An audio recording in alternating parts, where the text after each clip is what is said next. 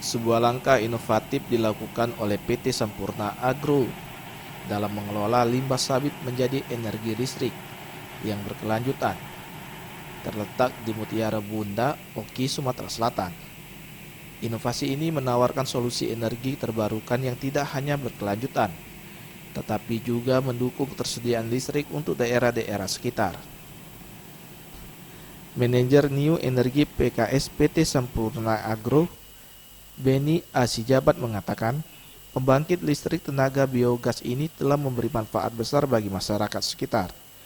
Dengan kapasitas produksi yang ada, pembangkit biogas ini dapat menghasilkan sekitar 300.000 hingga 400.000 kWh listrik per bulan.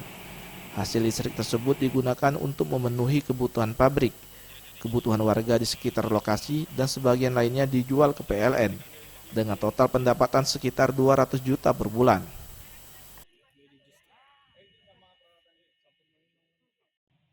Bicara dari mill tadi ya, dari pabrik kelapa sawit.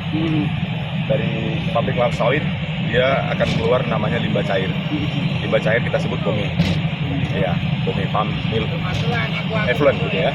Palm oil mill effluent. Kemudian limbah cair masuk ke kolam 1, 2, 3, 4, 5, 6. Itu namanya kolam pendingin.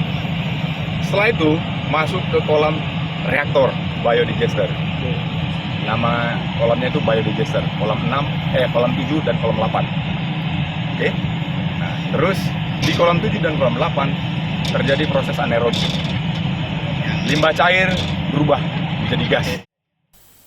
Memanfaatkan teknologi methane capture yang memproses gas metana yang dihasilkan dari aktivitas bakteri pengurai limbah cair sawit.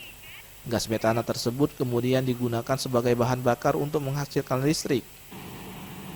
Teknologi ini memberikan keuntungan ganda. Selain menghasilkan energi, teknologi ini juga berperan dalam pengurangan emisi gas rumah kaca yang biasanya dihasilkan dari pembakaran bahan bakar fosil. Tim Liputan Sriwijaya TV.